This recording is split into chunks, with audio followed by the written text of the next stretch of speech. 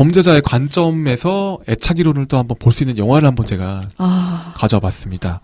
사실 이 영화를 보면서 굉장히 힘들었어요. 이 영화 보면서. 근데 이 영화 보면은 그런 범죄자들의 심리도 한번 살펴볼 수가 있으면서 양육자가 이렇게 중요하구나라는 걸 또 생각을 할 수가 있게 되더라고요. 네. 두 박사가 진행하는 심리 전문 코너. 그것이 알고 싶니?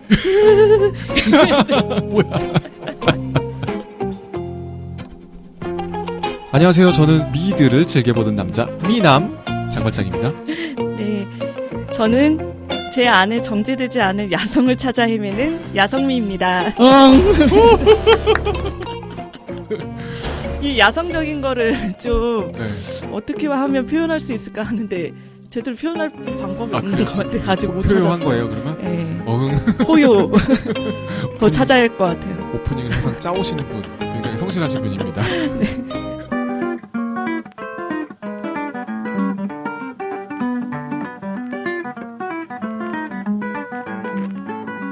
네, 오늘은 부모-자식 관계, 그리고 자신과 타인과의 관계를 형성하는 거, 그런 중요한 부분에 있어 애착이란 부분에 대해서 이야기를 나눠보려고 합니다. 사실 애착이라는 주제는 정말 그 심리학에서도 빼놓을 수 없는 주제라고 생각이 되고요. 네. 인간관계에서도 정말 빼놓을 수 없는 주제라서 들어보신 분들이 굉장히 많을 겁니다. 네. 네, 사실 사골이죠. 굉장히 오래된 사골이지만 빼놓을 수 없는 부분이라서 이거는 꼭 설명해드려야 되는 부분. 네. 다루고 가야 될 부분이 맞는 것 같아요. 네. 네. 그렇다면 애착이란 무엇일까요, 성민님? 네. 애착은 심리학을 모르시는 분들도 이 단어는 많이 들어보셨을 것 같아요. 그래서, 우리는 일상 속에서 다양한 대인관계를 맺으면서 살아가고 있는데요. 네. 이제 심리학에서는 행복의 필수 요소로 꼽는 것이 의미 있는 타인들과의 긍정적인 관계의 형성입니다. 그래서 의미 있는 타인들은 보통 가족이나 매우 친한 친구, 그리고 애인이 될 수가 있고요. 초기 애착 연구는 양육자와 아이 사이의 애착에 대한 연구가 주였는데요. 이제 연구가 지속되면서 어릴 때 양육자와의 관계에서 형성된 애착 유형이 성장 후 독립한 성인의 연인 관계와 또 자신이 양육자가 되었을 때 아이와의 관계에까지 영향을 미친다고 보았습니다. 네. 그래서 자신의 애착 유형, 관계를 형성하는 패턴에 대해 파악하는 것이 매우 중요하다라고 얘기할 수가 있고요. 그리고 이거는 나를 바라보는 자기관이나 그리고 세계관에 대해서도 파악할 수 있다라고 얘기를 하고 있습니다. 그러면 이제 나의 애착 유형을 알아보는 게 내가 과연 관계에 어떻게 반응하고 있는가. 여러분들도 들으시면서 실제 양육을 하시는 분들이 본인의 이제 경험을 되살리면서 이렇게 들어주시면 될 것 같아요. 이 부분은 충분히 맞는 것 같다. 네. 아니면 내 아이의 경우에는 이게 해당하지 않는데? 라고 얘기하실 수도 있고요. 네, 그래서 구분해서 들으시면 좋을 것 같습니다. 네. 그래서 볼비와 에인스워스가 유형화한 애착 유형은 3가지인데요. 첫 번째는 안정애착, 두 번째는 불안 양가적 애착, 세 번째는 불안 회피적 애착입니다. 네. 그래서 안정애착은 뭐 말 그대로 굉장히 안정적인 애착 유형이라고 할 수 있고요. 두 번째 이제 불안 양가적 애착은 되게 양가적인 태도를 보이는 거라고 할 수가 있는데 아이가 부모님을 너무 사랑하는 태도를 보였다가 막 밀쳐내는 태도를 보였다가 이렇게 양가적인 모습을 보이는 거라고 볼 수가 있고요. 네. 그리고 회피는 그냥 피하는 거죠. 양육자가 와도 불편한 상황이나 이런 것들을 피하고자 하는 애착이라고 볼 수 있습니다. 이 3가지 유형은 메리 에인스워스의 낯선 상황 실험으로 볼 수가 있는데요. 이 낯선 상황 실험은 아마 EBS 다큐에서 많이 보셨을 거예요. 네, 맞아요. 네, 한 돌 정도 된 아이하고 엄마가 한 공간 내에서 이제 놀다가 엄마가 그 공간을 나가게 되죠. 그래서 아이가 굉장히 당황하게 되죠. 나를 지켜줄 수 있는 사람이 나가니까. 그래서 당황한 와중에 낯선 사람이 들어와요. 그래서 아이하고 이렇게 함께 놀려고 어떤 액션을 취하게 되죠. 그때 아이가 어떻게 반응을 하는지, 그리고 다시 낯선 사람이 나가고 나서 엄마가 이제 들어오게 되는 그 실험 설정인데요. 이 상황을 되게 세분화해서 아이가 엄마와 어떻게 상호작용을 하는지, 그리고 엄마가 사라졌을 때 어떤 반응을 보이고 낯선 사람이 왔을 때 어떻게 반응을 하는지, 그리고 마지막으로 엄마가 다시 돌아왔을 때 아이가 어떤 반응을 보이는지를 알아보는 실험입니다. 네. 네, 그래서 이 세 가지 유형의 아이들이 어떻게 반응하는지 차이를 보면 안정애착의 아이들은 엄마와도 원만하게 노는 모습을 보이고 있어요. 그리고 낯선 사람이 왔을 때도 당황하다가 좀 시간이 지나면 이제 그 사람과도 잘 놀고 또 낯선 사람이 지켜보는 와중에도 새로운 장난감을 계속 탐색하는 과정을 멈추지 않습니다. 그리고 나서 이제 낯선 사람이 나가고 엄마가 다시 돌아왔을 때도 다시 돌아온 엄마를 반갑게 맞이하는 모습을 보여주죠. 네. 네. 불안 양가적 애착의 아이들은 어떤 태도를 보이냐. 엄마하고 굉장히 잘 노는 모습을 보여요. 근데 엄마한테 매달려서 어떤 새로운 탐색을 안 하려는 모습도 동시에 보이기도 해요. 그리고 나서 이제 안정애착과 굉장히 다른 모습을 보이는 지점은 낯선 사람이 왔을 때 굉장히 이 아이들은 경직된 모습을 보여요. 그래서 네. 되게 겁에 질린 모습을 보이고 표정을 봤을 때 이제 굉장히 스트레스를 경험하는 걸로 보이게 되죠. 그리고 나서 낯선 사람이 있어서 어떤 탐색을 하려는 모습을 보이지가 않고요. 그러니까 계속 이제 가만히 있고 경계하는 모습을 보이다가 이제 낯선 사람이 가고 나서 엄마가 돌아왔을 때 엄마가 다시 다가오기를 굉장히 막 거부하는 모습을 보이다가 또 엄마한테 매달리다가 이런 굉장히 양가적인 모습을 보이는 거죠. 그래서 엄마한테 안겨서도 굉장히 신경질적으로 운다던가 이런 모습을 보입니다. 네, 마음으로는 네. 이제 엄마가 반가우면서도 네. 이렇게 하는 거죠. 행동으로는. 네. 그리고 마지막 불안 회피 애착으로 분류되는 아이들은 양육자를 회피하거나 무시하는 태도를 보이는데 양육자가 있을 때도 양육자가 없는 것처럼 행동을 하고요. 이제 사라졌을 때 양육자가 나가고 낯선 사람이 왔을 때도 별로 그렇게 경계하는 모습을 보이지가 않아요. 네. 오든지 말든지 이런 별로 그거에 따라서 달라지는 모습을 보이지가 않고 다시 양육자가 왔을 때도 어떤 반가운 태도나 어떤 심정적인 변화를 보이지가 않는 특성이 있습니다. 네. 그래서 이 유형의 아이들은 누군가가 곁에 있든 없든 탐색 활동을 거의 하지 않는 모습을 보인다는 특징이 있습니다. 아, 네. 나중에 이제 에인스워스가 이 세 유형으로는 파악하기에 좀 부족하다, 다른 유형이 있다라고 느끼고 한 가지 유형을 더 추가하게 되는데요. 그 유형이 이제 혼돈 애착이에요. 네.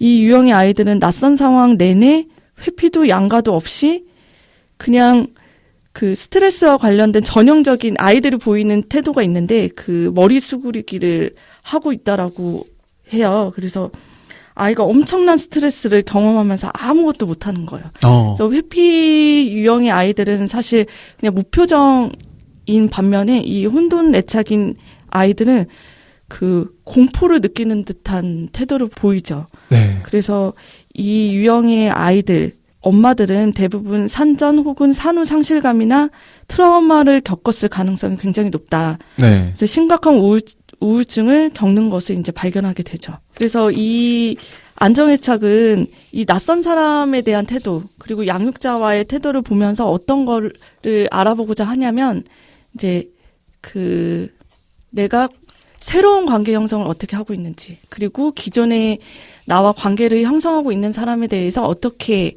지속적으로 관계를 형성하고 있는지, 그리고 상실감에 대해서 어떻게 반응하게 되는지를 보고 있습니다. 네.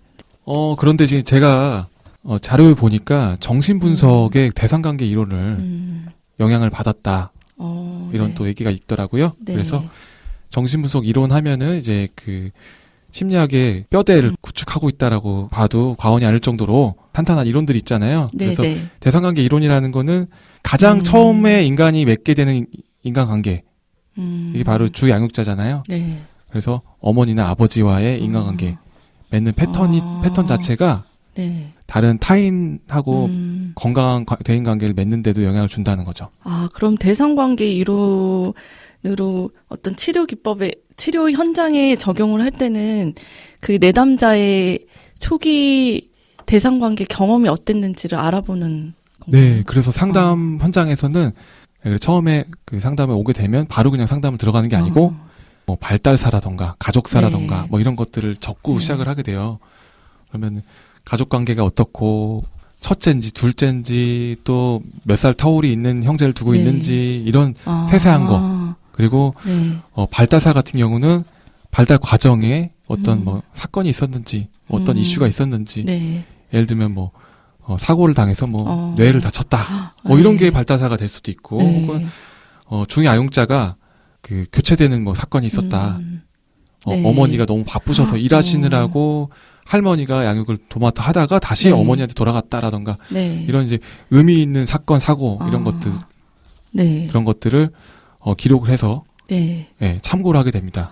그래서 상담에서 부모 자식 관계, 그러니까 내가 어떻게 초기 경험을 했는지를 그래서 알아보는 거군요. 그게 개인에게 큰 영향을 미치니까. 네, 그래서 이 보울비 애착 이론하고 연결지어서 얘기해 보면 가족과의 관계에서 어떻게 네. 초기 애착을 맺었을까라는 걸 네. 또 가정해 볼 수도 있을 것 같아요. 네. 네, 그래서 아이가 보이는 행동, 네. 아이가 보이고 있는 그 애착 행동이나 행동 패턴도 물론 보여지지만 네. 이 가족사나 이런 것들을 보면서 어느 정도 네. 안정 애착일까 불안정 네. 애착일까라는 거를 조금 추측해 볼 수 있는. 예. 그래서 상담을 완주를 하지를 못하시고 그냥 몇 번 하다가 마신 분들은 사실 왜 내가 남자친구랑 헤어져서 힘들어서 왔는데 부모님 얘기만 하다가 끝나냐.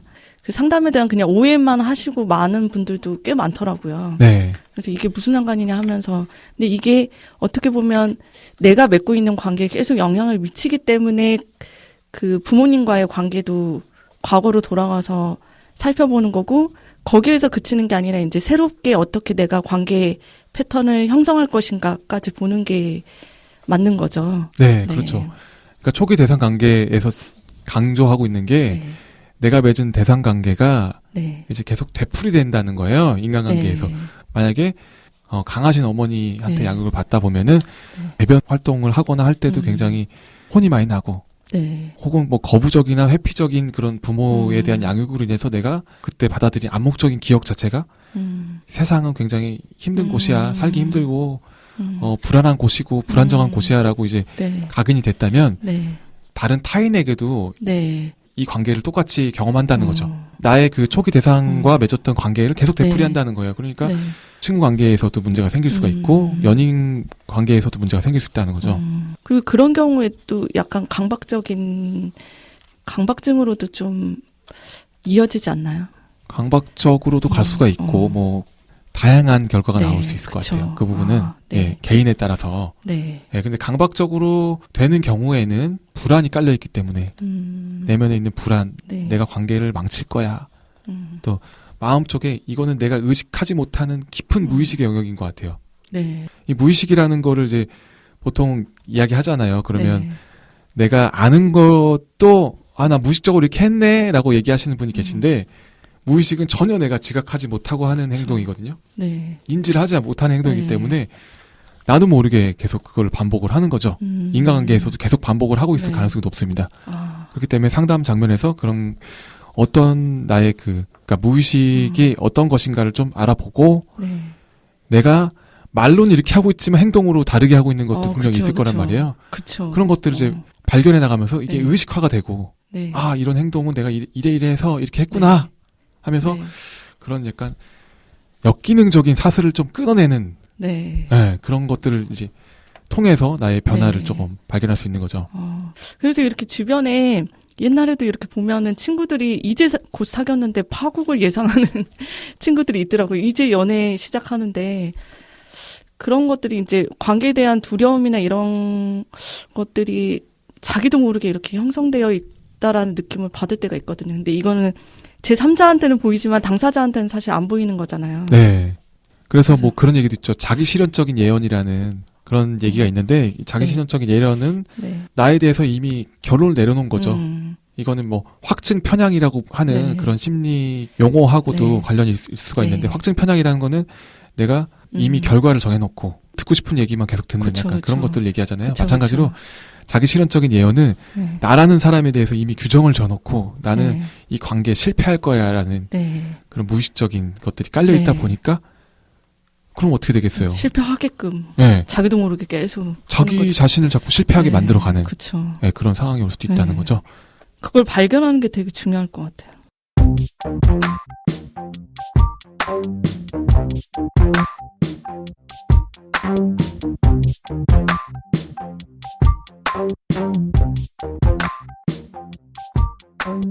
그래서 애착 이론이 굉장히 다방면에서 적용이 되고 활용이 된다는 거를 제가 발견했는데 범죄학에 적용되기도 했대요. 진짜요? 방금 얘기했던 그 점점 가족 무서워지는데요. 그러니까요. 흥미로워지죠. 점점. 흥미진진. 네. 예. 방금 얘기했던 그 가족사, 가족력, 뭐 발달사 네. 이런 것들이 이제 범죄학에서도 적용이 돼서 범죄자들의 그런 발달사나 가족력 네. 같은 것들 본다는 거죠. 아, 예. 그래서 보는구나. 예. 그러니까 초기 너무 대선 보는 것 관계. 같아요. 과거에는 너무 발달사만 보는 것 같은 느낌이. 맞아요. 그렇죠. 그런 네. 그런 것도 있는데 예. 범죄자들의 심리를 분석하다 보면 범죄자들 그 영화 같은 데도 나오잖아요. 범죄자가 범죄자의 그 가정 환경도 굉장히 불우했거나 또 막 네. 정서적인 학대를 당했던 범죄자가 네. 나중에 커서 누군가를 또 학대하게 되는 네. 그런 상황들이 나오잖아요. 유영철 같은 경우에도 뭐 소를 뭐 죽이려고 했다 뭐 이런. 예, 뭐 동물을 되게 어릴 때부터 막 계속 죽이는 거에 재미가 있었다. 뭐 그런 흥미를 가지고 막 했다. 뭐 그렇죠. 그런 얘기도 나오고. 유영철의 어린 시절이고 또 네. 어린 시절에 부모하고의 관계에서 네. 또 굉장히 그렇죠. 부정적인 경험을 많이 했다. 이런 것도 네. 나오고 있고요. 네. 네, 그래서 범죄학에서 음. 범죄자들의 심리를 조금 음. 이해하는 툴로 네, 네. 또 뭐 사용됐다는 얘기가 네. 있습니다. 프로파일링에. 네. 그래서 부모하고 아이 관계에서 네. 초기 발생한 그런 장애가 음. 범행을 하게 된 그런 위험 인자였다. 네. 이런 것들을 이제 밝혀내고 네. 있는 거죠. 네. 그래서 그 애착 이론이 소개되면서 범죄 행위가 원래는 유전적으로 발생했을 것이다라고 네. 보는 관점에서 발달 관점에서 영향이 크다는 걸로 대체가 됐다고 합니다. 네. 아이고, 자꾸 전화가 오네. 네네, 받아보세요. 네, 급한 일이 있으시죠? 급한 일인 줄 아는데 하면서 계속. 엄마도 급하신가 보다. 아니, 별로 급한 일이 아니에요. 그래서 네. 이 범죄적 관점, 네. 범죄자의 관점에서 애착 이론을 또 한번 볼 수 있는 영화를 한번 제가 아. 가져와봤습니다. 네. 사실 이 영화를 두둥. 보면서 두둥. 굉장히 힘들었어요. 이 영화 네. 보면서. 어제 밤에 보고 왔거든. 아직 안 가셨네요. 이 영화 소개하려고 어젯밤에 왔는데 지금 아. 막 잔상이 남아가지고 네. 굉장히 아. 예, 그렇습니다. 뭐 어지러운 상태입니다. 악몽도 꿀 뻔했어요. 근데 이 영화 보면은 그런 범죄자들의 심리도 한번 굉장히 알 수 있으면서 네. 한번 살펴볼 수가 있으면서 양육자가 이렇게 중요하구나라는 걸 또 생각을 할 수가 있게 되더라고요. 네. 예. 이 영화에는 굉장히 친숙한 인물, 우리한테 친숙한 인물이 나오는데 바로 그쵸. 그 틸다 스윈튼이라는 네. 배우가 나옵니다. 네. 예, 굉장히 매력적이죠. 굉장히 매력적이고 네. 우리나라에서 뭐 여행사 광고도 막 찍으셨던 것 같은데. 네. 맞아요. 뭐라고 해든 뭐 한국말을 했었는데. 한국말만 하면서 막 네. 여행이 뭐라고 뭐 이랬나 네. 아무튼 뭐. 맞아. 맞아요. 근데 이제 또 뭐 봉준호 감독하고 네. 또 설국열차 네. 그쵸. 함께했던 설국열차라는 그쵸. 영화에서도 네. 굉장히 옥자도 비중있는 같이 하고. 역할 나오고 네. 그죠. 옥자에서 나왔었죠. 네. 그래서 한국 분들한테 우리나라에 굉장히 많이 얼굴이 알려지신 분이고요. 네. 이 영화는 육아와 관련해서 굉장히 섬뜩한 내용이 담긴 19금 네. 스릴러 영화라고 볼 수 있습니다. 19금이에요? 19금이에요. 오. 이거는 한국에서는 이제 19금으로 등급이 됐고요. 지금 또 유명해진 그 배우도 나오잖아요. 그렇죠. 지금 네, 에즈라 밀러. 에즈라 밀러. 예. 참고로 DC 코믹스의 플래시 역할을 했던 네. 배우죠. 그러니까. 지금 왜 유명해졌죠, 근데? 지금 그 해리포터의 그 다음 얘기 신비한 동물 사전 예. 2의 에즈라 원일까? 원의 에즈라 밀러가 나오죠. 그래갖고 유명해졌구나. 그렇죠. 예. 네. 굉장히 기이한 패션을 하고 다니는 걸로 유명하다고 그쵸. 하고요. 페미니스트로 유명하다고 네. 합니다. 네. 이 영화는 이제 영화 제목을 지금 계속 빠뜨렸는데 네. 케빈에 대하여라는 영화인데요. 네. 네. 2012년도에 개봉했던 네. 영화고요. 112분짜리 영화인데 시간이 네. 너무 안 가가지고. 진짜요? 멘탈을 흔들어서 그렇게 안 가는 느낌이었어요. 근데 지루하지 않아요, 전혀. 전혀 지루하지 않고요. 왜냐하면 이제 내용을 알고 봤음에도 불구하고 이 편집, 이 감독의 그런 연출력이 대단합니다. 그래서 이런 사이코패스가 점점 커가는 내용을 담은 영화입니다. 그리고 사이코패스의 부모로서 살아간다는 게 어떤 건지 틸다 스윈튼의 열연을 통해서 굉장히 처절한 열연을 통해서 또 만나볼 수 있는 영화인데요. 네. 이 영화는 무조건적이지 않은 모성애, 네. 그리고 계획되지 않은 임신, 출산, 네. 육아 네. 이런 것들을 스릴러의 합법으로 표현하고 있는데요. 네. 줄거리를 좀 간단히 설명드리면 틸다 스윈턴이 여행가로서 굉장히 성공한 여행가, 네. 세계 이곳저곳을 자유롭게 누비던 그런 여행가인데 네. 엄마가 되길 바란 건 아니에요. 네. 그런데 불꽃처럼 하룻밤에 뜨거운 하룻밤의 결과로 아이를 임신하게 됩니다. 그럼 결혼은 했었고요? 그거를 모르겠어요. 영화 속에서 결혼하고 나서 임신한 건지 임신하고 결혼한 건지는 나와 있지 않아요. 네. 그런데 굉장히 자유로운 생활을 즐기면서 또 이제 그런 장면도 나오거든요. 토마토 축제, 스페인 토마토 축제에서 막 토마토를 맞으면서 막 즐기고 있던 그런 장면이 나중에는 그 괴로움하고 겹쳐서 나오게 되는데요. 네. 이 영화에서 계속 등장하고 있는 뭐 빨간색이 굉장히 뭐 괴로움이었다가 즐거움이었다가 열정이었다가 하는 여러 가지 의미로 표현이 되는데 네. 한 의미로는 굉장히 정열적인 여행가 시절의 모습을 그리고 있다가 나중에는 그 빨간색이 사이코패스의 부모로서 이걸 감당해야 되는 네. 어려움과 그런 현실 이런 것들을 또 상징하는 모습으로 나옵니다. 역시 미대 오빠라 색채에 대한 그렇죠. 그 색다른 인식. 계속 빨간색이 등장해요. 근데 이거는 이제 그 감독이 의도했다고밖에 보여지지 않는데요. 네. 세계 이곳저곳을 누비면서 자유로운 삶을 즐기던 에바란 주인공은요. 네. 엄마가 되는 것을 바라지 않았지만 그래도 아이를 출산하고 나서 어쨌든 엄마가 돼보려고 노력을 합니다. 네, 그런데 더 이상 여행에 대한 것들, 뭐 자유를 누리지도 못하게 된 건 물론이고 자신에게만 되게 심술을 부리는 것 같은 아빠한테는 또 심지어 그러지 않아요.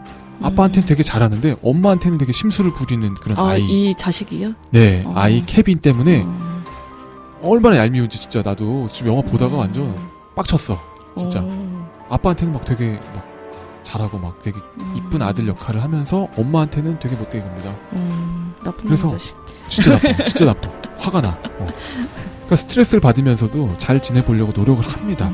그런데 케빈의 행동이 계속 자라면서 더 치밀하고 사악해지고 급기야는 돌이킬 수 없는 일을 저지르게 되죠. 그러고 나서 에바의 그 삶 자체가 송두리째 망가져버리죠. 심지어 에바는 아이한테 이런 말까지 해요. 난 네가 태어나기 전이 더 행복했어. 아이한테 이런 말을 한다니까요. 그러니까 이 말을 둘 다 세네요. 이 영화를 보면서 둘의 정말 미묘하고 알 수 없는 감정선 같은 것도 또 드러나게 되는데 이게 바로 애착하고 관련된 부분이 아닌가 싶습니다. 네. 방금 그 설명했던 이론에 있는 네. 그런 불안애착을 갖고 있는 그런 모습을 네. 계속 보이게 되는데 네. 분명히 엄마한테 사랑을 받고 싶어 하는 그런 심리를 갖고 있으면서도 무의식적으로 하는 행동은요. 이런 잘못된 행동, 네, 반대 행동을 막 벌이고요. 에바가 여행 가다 보니까 여행을 막 떠나고 싶지만 자기가 여행을 못 떠나게 되는 상황을 비관하다가 이걸 좀 털어보고자 새로 이사가게 된 집에 자신만의 방을 마련해서 꾸미게 돼요.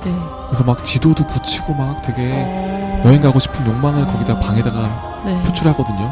여행지에서 샀던 어떤 무슨 가면 같은 것도 매달아 놓고 막 되게 이쁘게 꾸며놓는데 케빈이 빨간색으로 또 막 칠해놓습니다.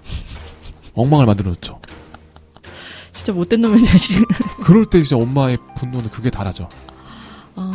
근데 애들 중에 진짜 그렇게 어떤 안 좋은 행동을 함으로써 관심을 유발하는 애들이 있잖아요. 그러니까 네. 케빈도 좀 그런 아이였네요. 그런 아이였죠. 굉장히 심합니다. 제가 보면서 굉장히 심한. 애착에 대한 부분이 분명히 문제가 있어서 그랬을 거다 하면서 시작을 했는데 보다 보니까 케빈이 너무 심한 거예요. 그래서 그러니까 얘가 가지고 있는 어떤 그 특성적인 면모도 있다. 케빈이 갖고 있는 선천적인 부분도 분명히 있구나라는 또 생각이 들면서 얘 너무 심하네. 심지어는 기저귀를 계속 차고 있어요. 아이가 6살 정도 돼 보이는 정도 성장했음에도 불구하고 기저귀를 차고 있고 엄마 보는 앞에서 막 기저귀에다 똥을 싸고 6살이요? 나이는 나오지 않는데 한 그 정도 돼 보이는 나이거든요. 한 4세에서 6세 정도 돼 보이는 나이인데도 기저귀를 계속 차고 있어요. 그리고 엄마 보는 앞에서 엄마를 골탕 먹이려고 변을 기저귀에다 보는 그런 모습이 나옵니다. 그렇게 어릴 때부터 그렇게 어떻게 보면 안 좋은 행동을 하기 시작한 거네요. 그렇죠. 그런 식으로 엄마가 당황하는 걸 보면서 어떻게 보면 그러니까 미묘한 그런 그 불안정한 애착을 채워가는 네. 그런 걸로 엄마의 관심을 끌어가는 그런 모습을 네. 보여주고 있고요. 네. 엄마가 그것 때문에 화가 나서 케빈을 한번 던져요. 어린애를요? 그거에 대한 엄마의 그 대처도 볼만한데 케빈을 던져버립니다. 너무 화가 나서. 그런데 케빈이 벽에 팔을 부딪혀서 팔이 부러져요. 너무 충격적이죠. 네. 이렇게 아들과 엄마의 관계가 그냥 전쟁 같은 그런 관계, 지독한 관계로 계속 진짜. 묘사가 되고 네. 있죠. 그렇게 자라난 케빈은 나중에 어떻게 될까요? 못된 나중에는 놈이 되겠죠. 자신의 16세 생일날 끔찍한 일을 좀 저지르게 됩니다. 이것까지 얘기하면 스포가 될까요? 안 보시겠죠, 이 영화? 아니, 케빈에 대하여를 들으신 분은 네. 그걸 다 알고는 있죠. 아, 그래요? 뭔가 그쵸. 이거 제가 얘기하면 또, 스폰가 아닌가 갈등이 되네요. 저는 영화를 네. 보지는 않았지만, 케빈이 어떻게 하는지는 알고 있거든요. 네, 그렇죠. 네. 케빈은 끔찍한 범죄를 저지르게 됩니다. 네. 네, 아주 여기까지만 끔찍한 범죄를 저지르게 말씀을 드릴게요. 그런데 네. 아니다. 더 얘기하자. 에라이 모르겠다. 에라 모르겠다. 살인을 저지르게 됩니다, 네. 결국은. 그냥 살인도 아니잖아요. 이거. 그냥 살인도 아니고 심지어는 집단 살인. 네. 세상에 대한 분노를 표출하게 되는 상황이 오는데요. 네. 이 아이는 과연 어쩌다 이렇게 됐을까요? 네. 근데 참 놀라운 것은 이 아이가 모두를 다 죽여도 네. 엄마만큼은 죽이지 않았다는 점을 또 그것도 되게 해야만 하는 부분인 것 같아요. 그런 거. 마치 엄마한테 이 모든 것들을 보여주기라도 하듯이 네. 내가 이렇게 했어. 너 때문이야 이런 느낌인가요? 네, 너 때문이야. 이렇게 된 건 너 때문이야. 엄마에 대한 증오심을 불태우는 약간 그런 모습들도 영화 속에서 발견하실 수가 있는데요. 네. 네, 이 영화가 나오고 나서 네. 사실 꿈보다 해몽이다 이런 얘기가 있잖아요. 굉장히 많은 리뷰가 나오고 분석이 나오고 있는데 네. 그 리뷰 중에 한 부분을 보면은 네. 케빈이 어렸을 때부터 사랑이 고팠을 거다. 그리고 뱃속에 네. 있을 때부터 네. 원하지 않는 그쵸. 임신을 했을 때부터 맞죠. 그런 장면이 나오거든요. 네. 영화 속에. 네. 아이가 이렇게 배가 불러오고 있는데 엄마는 전혀 기쁘지 않은 거야. 엄마가 우울하고 출산을 네. 한 직후에도 엄마는 우울하고 그런 모습들이 계속 나오거든요. 그래서 뱃속에 있을 때부터 또 태어나서도 자라면서도 늘 사랑이 부족했던 아이였을 거다. 그리고 케빈의 행동은 이제 점점 관심받고 싶은 사랑받고 싶은 욕구가 삐뚤어진 그 형태로 드러나서 악랄하고 잔인하게 뭔가 네. 노골적으로 행동을 하는데 네. 이제 처음에는 이게 엄마의 관심을 끌기 위한 것이었는데 나중에는 어느 순간부터는 그게 행동 패턴이 돼서 자리 잡게 돼서 그쵸. 마지막 장면에 정말 진한 결말이 있어요. 케빈과 대화를 나누죠. 왜 그러니 대체? 이유라도 듣고 싶구나 했을 때 케빈은 이렇게 얘기합니다. 그냥 이유가 뭔지는 알았는데 지금은 기억이 나지 않아요. 라고 얘기를 합니다. 그 얘기가 진짜 충격이었어요. 진짜 충격적이네요. 네. 나중에는 내가 왜 그랬는지조차 그런 이유가 없어져 버린 거죠. 그래서 이 영화를 보면서 범죄를 저지르게 되는 심리나 이런 것들도 이제 언뜻 볼 수가 있었지만 네. 한편으로는 모든 사람이 저렇게 되진 않는다. 네, 그쵸. 네. 만약에 그 방송에 자주 나오시는 그 아이 양육 관련해서 계속 조언해주시는 여자 의사 선생님 있으시잖아요. 네, 정신과 네, 의사 그렇죠. 선생님이었으면 네, 우리 케빈이 아이가 그렇게 달라졌어요. 했을 때 엄마가 뭐 그런 행동을 했을 때는 외면해라. 그리고 어떤 괜찮은 행동을 했을 때는 뭐 적극적인 지지나 이런 걸 해줘라. 그렇게 얘기하시지 않았을까. 뭔가 방법이 그분은 제시해주지 않았을까. 그렇죠. 오은영 소장님이죠. 네, 오은영 소장님. 네. 네, 오은영 맞아요, 소장님은 뭔가를 제시를 네. 하시긴 하셨을 거예요. 네. 그런데 저는 이제 네. 보면서 엄마에 대한 안타까움 많이 느꼈던 것 같아요. 네. 엄마도 사실 뭐 아이를 원치 않았다고는 하나 노력하는 장면이 많이 나오거든요. 네. 그리고 본인이 원해서 이렇게 된 것도 아니고요. 네. 원해서 낳게 된 아이도 아니지만 나중에 낳고 나서는 노력을 했단 말이에요. 네. 근데 엄마도 부모는 처음이잖아요. 네, 그쵸. 엄마는 처음인데 네. 그 모든 화살은 엄마한테 돌아가고 네. 그것도 너무 안타깝기도 하고요. 네. 나중에 그 영화 속에서 그 케빈의 부모라는 이유로 지나가는 길거리에서 막 싸대기를 맞고 막 그래요. 저도 그 장면 봤는데 너무 울컥하더라고요. 네. 이 엄마의 잘못이 뭐 얼마나 크다고 이렇게 지나가다가 그냥 자기 삶도 사실 피폐해졌는데 뺨까지 맞고 네. 좀 처참했던 것 같아요. 처참하고 처절하고 안타깝죠. 네. 네. 물론 이제 그 오은영 소장님이 하는 방법으로 했을 때 네. 아이가 조금 달라질 수 있을 것 같아요. 잘못이나 네. 이런 것들을 자기가 네. 뭔가 좀 더 사회화의 과정을 거칠 수는 있겠죠. 네. 네. 네.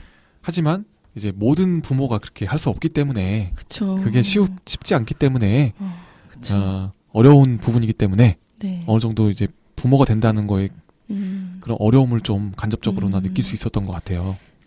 여기 방송 들으시는 지금 현재 아이를 키우시는 분들도 내가 어쩔 수 없는 부분이 있다라는 거를 체험적으로 많이 느끼셨을 거예요. 네. 내가 이거는 아이를 키우면서 내가 어쩔 수 없는 부분이 있구나. 네, 그런 것들을 더 사회적으로도 그런 부분이 있다라는 걸 더 이해를 해주는 분위기가 형성됐으면 좋겠습니다. 그렇죠. 네. 어머니의 양육 때문에 네. 양육으로 인해서 아이가 삐뚤어지는 경우도 있지만 네. 당연히 그런 네. 뭐 불우한 성장 환경을 겪었다고 해서 반드시 나쁜 사람이 되는 것도 아니잖아요. 그쵸. 예. 그게 이제 범죄를 저지른 거에 그 면죄부가 되듯이 마치 돼서는 안 된다고 생각합니다. 네. 되어서는 환경이 이렇게 됐다고 해서 네. 그게 이 사람이 이래서 범죄를 저질렀어가 네. 정당화되는 건 절대 네. 아니라고 생각해요. 네. 예. 하지만 아이는 이제 태어나는 존재고 부모는 이제 아이의 탄생을 선택했거나 안 했거나 어쨌든 책임을 져야 될 의무가 네. 있다고 보여지거든요. 네. 그래서 저는 이 영화를 보면서 아이를 키운다는 거 자체가 굉장히 어렵겠구나라고 또 생각을 했고 그와 동시에 부모가 된다는 거 굉장히 계획하에 이루어져야 되겠다. 그리고 축복받는 아이를 낳아야겠구나라는 또 생각을 네. 하게 됐던 것 같아요. 그 엄마가 이 불행을 아이가 저지른 불행을 그래도 본인이 감당하려고 하는구나라는 게 보였던 게 그 뺨 맞는 장면이었던 것 같아요. 그 뺨을 맞는데 그 주변에서 도와주려고 하잖아요. 근데 그냥 괜찮다고 하고 그 상황은 그냥 그렇게 하고 넘어가려고 하잖아요. 그 사람을 뭐 원망한다거나 신고한다거나 이렇게 하지 않고. 네. 그래서 저는 그 행동만으로도 이 엄마가 자기가 물론 원하지 않았던 방향이죠. 완전 반대의 방향. 그리고 본인이 피해자이기도 한 거죠. 네. 그런데 자기 자식이 했다는 이유만으로도 그냥 그 상황을 감당하려는 노력을 하는구나. 네. 라는 게 보였어요. 네. 그 상황을 덤덤하게, 네.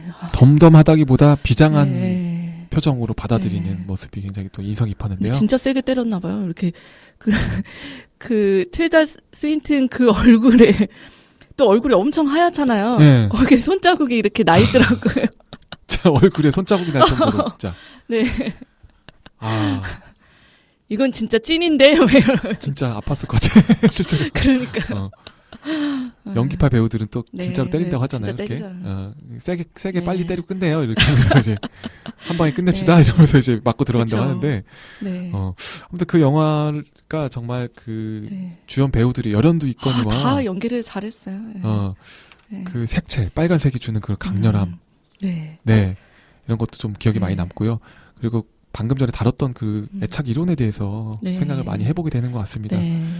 그 안정적인 애착이라면 네. 아이를 기를 때 어땠을까요? 그렇죠? 만약에 안정적인 애착이었다면은 엄마를 보면서 엄마가 사랑해주는 행위를 즐거워하고 기쁘게 그쵸. 받고. 그리고 엄마가 이렇게 다시 노력하려는 모습을 봤을 때 네. 그 전에 했던 거에 대해서 이제 용서하는 마음을 가지지 않았을까. 그리고 이제 엄마가 다시 다가왔을 때 반가워하고. 네. 그러니까 아이도 엄마의 어떤 행동을 촉진하는 게 있거든요. 네. 그러니까 그 안전애착 아이였으면 그런 엄마가 나한테 잘해주는 행동을 촉진하기 위해서 계속 웃는 모습을 보인다거나 그렇죠. 좋아하는 모습을 보였겠죠. 재롱을 떤다거나 네, 그렇죠. 이렇게 해갖고 네. 엄마의 사랑을 받으려고 하는 네. 게 사실 안정적인 애착이라면 네. 불안정적인 애착. 네. 예.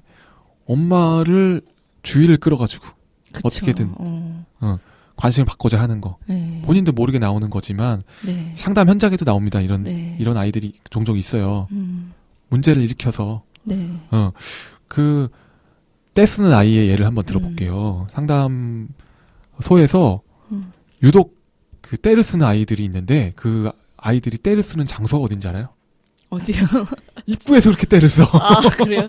들어오면 괜찮아요? 상담실 들어와서 또 얌전해지고 상담하러 들어가기 전에 입구에서 떼를 부리는 경우가 굉장히 많습니다. 그런데 입구에서 떼를 부리면 어떻게 돼요? 엄마가 민망해지고. 엄마가 당황스러워하죠. 네. 그리고 그 사람들이 거기 대기실에 많거든요. 아. 사람들이 가장 많은 장소를 아. 묘하게 알아. 이용하는 거네요. 그렇죠.